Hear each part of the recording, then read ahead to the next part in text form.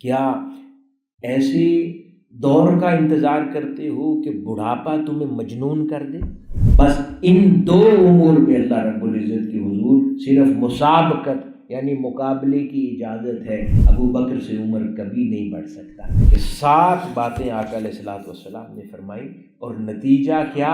آقا علیہ الصلوۃ والسلام نے ارشاد فرمایا 7 امور کے ظاہر ہونے سے پہلے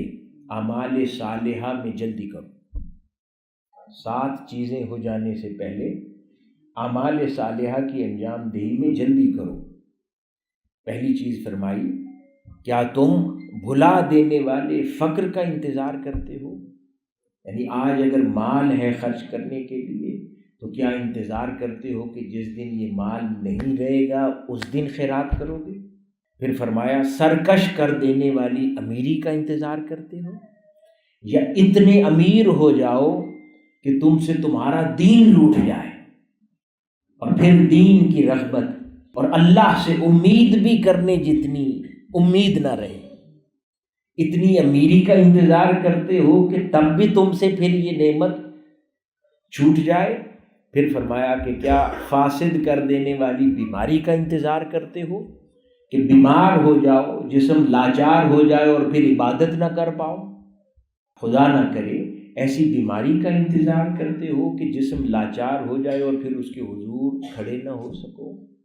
اور پھر ترسو اس کے حضور اپنی جبین کو زمین پر لگانے سے، کبھی ترسو پھر اس کے حضور قیام اللیل کرنے سے، پھر ترسو اس کے حضور عبادتوں کے لیے طویل طویل زمانہ گزارنے سے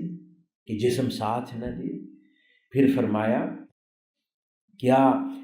ایسے دور کا انتظار کرتے ہو کہ بڑھاپا تمہیں مجنون کر دے، کہ تمہاری سمجھ تم سے لے لے اور پھر تمہیں وہ عبادت کا سرور نہ آئے، اپنے مولا کے حضور کھڑے ہونے کی وہ لذت محسوس نہ کر سکو، یہاں تک کہ نمازوں کے اوقات بھی بڑھاپے میں بھولنے لگو،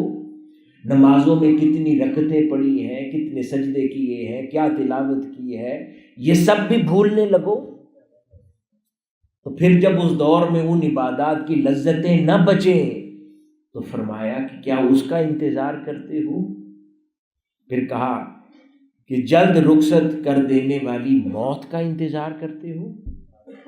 کہ یکا یک موت آ لے، اپنے دامن میں سمیٹ لے ہمیں، اور پھر ہمیں موقع نہ ملے اپنے مولا کو یاد کرنے کا، موقع نہ ملے اپنے مولا کو منانے کا، موقع نہ ملے اپنی آخرت سنوارنے کا۔ تو فرمایا کیا ایسی موت کا انتظار کرتے ہو؟ یا فرمایا کیا دجال کے آنے کا انتظار کرتے ہو کہ اس کے فریب لوگوں سے ایمان کی نعمتیں لوٹ لے، اور نہ جانے کس کس کی نعمت لٹ جائے ایمان کی۔ اور پھر فرمایا کہ یا تم قیامت کے دن کا انتظار کرتے ہو کہ جس قیامت کی گھڑی میں سخت عذاب ہوں گے اور کسی کو اس سے نجات کا رستہ نظر نہ آئے گا۔ کتنی جامع حدیث مبارکہ ہے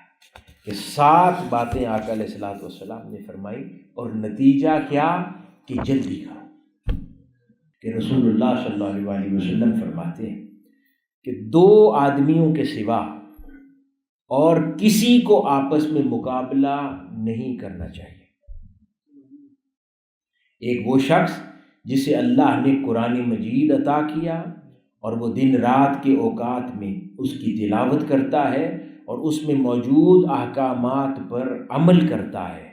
اور اسے دیکھ کر دوسرا آدمی کہتا ہے اگر اللہ تعالیٰ مجھے بھی اسی کی مثل عطا کر دے تو میں بھی اسی کی طرح عمل کروں گا جیسے وہ کر رہا ہے۔ صرف اس میں رشک کر کے کسی سے مقابلہ کی خواہش دل میں رکھ سکتے ہیں۔ اور دوسرا فرمایا وہ شخص جسے اللہ تعالیٰ نے مال عطا فرمایا ہو اور وہ اس مال کو اللہ کی راہ میں خرچ کرتا ہو،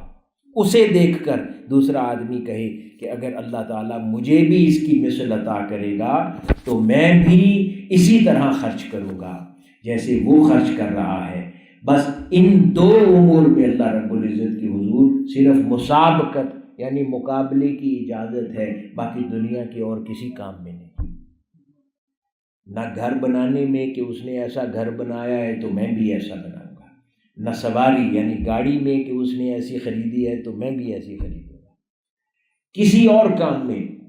ایک مسلمان کو اللہ پاک فرما رہا ہے کہ مسابقت یعنی مقابلہ زیب نہیں دیتا، صرف دو باتوں میں مقابلہ زیب دیتا ہے، اعمال خیر کی انجام دہی میں، اعمال صالحہ کی انجام دہی میں، یعنی اللہ پاک نے کسی کو علم دے دیا قرآن کا اور اس کو دیکھ دیکھ کے رشک کرتا ہو کہ کاش میرے پاس بھی ہو اور اس سے بڑھنے کی جستجو میں ہو،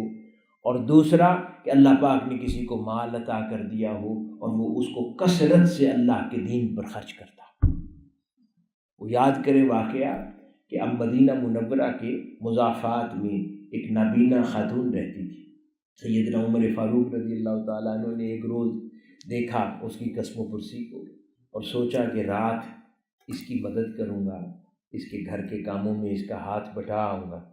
اب یہ جلد کرنے کی طرف، بڑا خوبصورت واقعہ ہے، جلدی کرو، تو سوچا دن میں کہ رات جا کر یہ کام کروں گا، اس کی ہیلپ کروں گا، گھڑا پانی کا بھر دوں گا، باقی اس کی جو خدمت ہوگی کروں گا اور اجر کماؤں گا۔ تو جب وہ رات پہنچے تو دیکھتے ہیں کہ کوئی شخص پہلے سے اس کا کام کر گیا ہے، بڑا حیران ہوئے۔ اب نابینا خاتون بھی نہ جانے کون ہے، اگلی رات پھر چھپ کے دیکھتے رہے کہ یہ کون آتا ہے کہ جو مجھے میرے ارادے کی انجام دہی نہیں کرنے دے رہا، تو چھپ کے دیکھ رہے تھے۔ ان سے پہلے سیدنا ابو بکر صدیق رضی اللہ تعالیٰ عنہ اس کی خدمت کر کے جاتے تھے، تو کیا نیکی کے کاموں میں بڑھ چڑھ کے وہ ابھی سوچ رہے تھے، سیدنا ابو بکر صدیق رضی اللہ تعالیٰ عنہ کر گزرتے تھے تو کہنے لگے ابو بکر سے عمر کبھی نہیں بڑھ سکتا،